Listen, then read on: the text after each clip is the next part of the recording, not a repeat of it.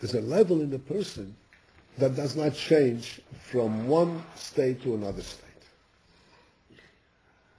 And it is true to say it's the very same person who conceptualized, who thought, who realized, who invented the idea, the same person who then developed it, the same person who felt for it, and the person who went after it and followed through and brought it into action, into fact. This is a higher part of the person that does not go down from level to level. It is the same force, the same essence of the person that carries it throughout the entire process. This part of the person, there are many levels in that too, but generally this part of the person we say is a higher part, which is higher than the koiches, higher than the functioning quality of the person. And in Hitzidus, in godliness, it's called higher than Hishtalshelus. It does not participate in the creation of the world. It's something which is higher than the creation of the world. That doesn't change.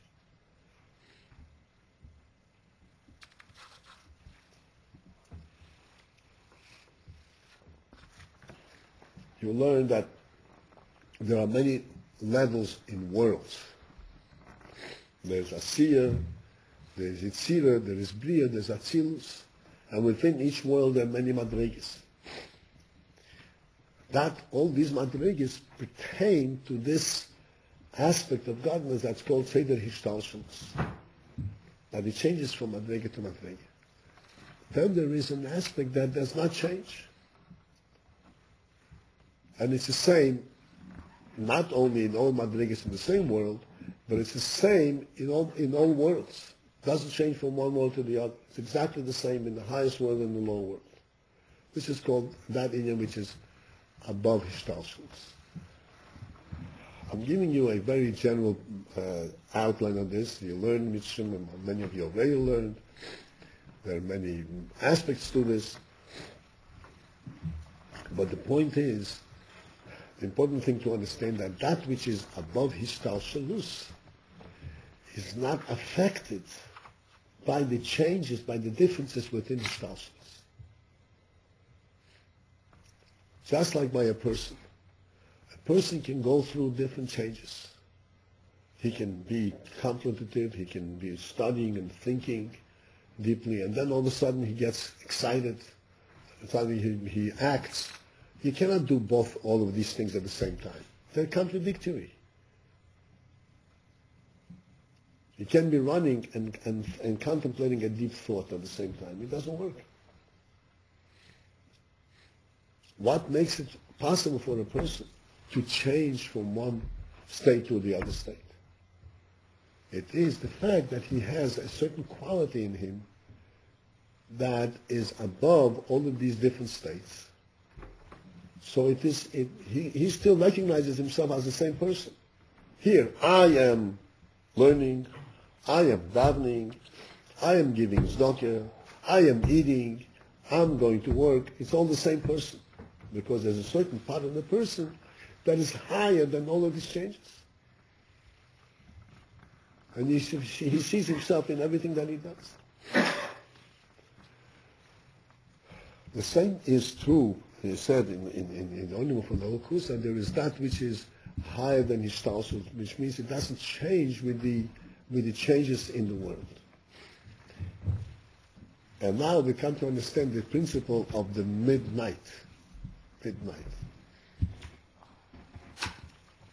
So the Rebbe explains that midnight is that moment in the night that connects the two parts of the night. The first half of the night, the second half of the night.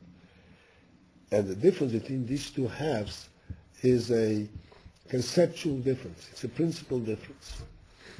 The first half of the night is going towards constantly in the direction of becoming more and more dark. Going from light into dark, further and further into darkness. The second half of the night is the opposite. It starts going towards light. More and more into light. So therefore, these two parts represent two different aspects of night, Gvura and Chesed. Going further into dark, and then starting going into light. Gvura and Chesed are two attributes that exist in the status of the world, but they are very opposite. Gvura and Chesed are two opposite qualities. And in order to bring these two half of nights, which are two opposite qualities, and to bridge them together so that they can transfer from one to the other, you have to have an aspect, a godly aspect, that can bridge two opposites. Which godly aspect can bridge the two opposites? That aspect which is higher than Hishtalshelus, which does not change with the change of time. That's midnight. That's midnight. And so midnight, this is why it says that midnight is the moment, a very significant moment. This is a time when there is what's called the Lakus that's higher than Hishtalshelus, is functioning at that moment, is revealing at that moment. And that is, it affects that the two parts of the night can bridge over from one to the other. Moshe Rabbeinu made sure to tell Pari that Makas B'chodesh is going to take place at midnight. What was the point? Pari was not a fool. You know that Pari studied and knew a lot of things. And Pari understood what that meant. What Moshe was telling him is that this is going to come from that godly presence, that godly power that reveals itself at midnight. Which means it is that which is above Hishtalshelus, above the world, which does not change with worldly changes, worldly phenomenon. So that Pari will recognize that this is the real thing. This is not just a godly power that comes through, that you can duplicate some kind of a natural way. This is the godly presence itself. Rabbi, Pharaoh knew the Seder Hishtalshelus? Pharaoh knew the Seder Hishtalshelus?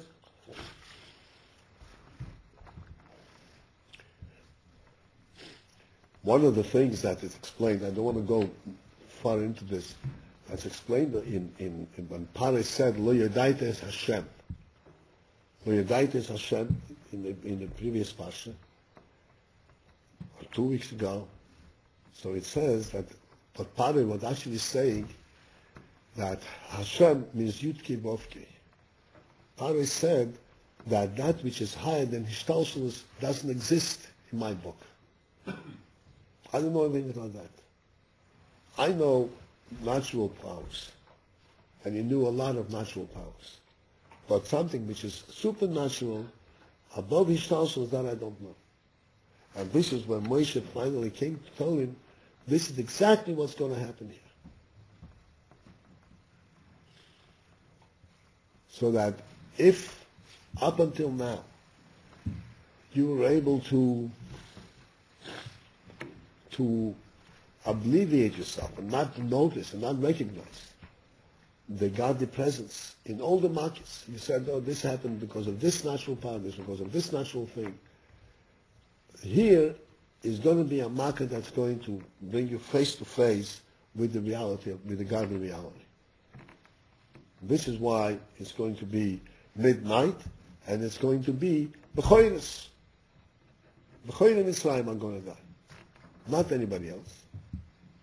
Those who are representing the power of Mitzrayim.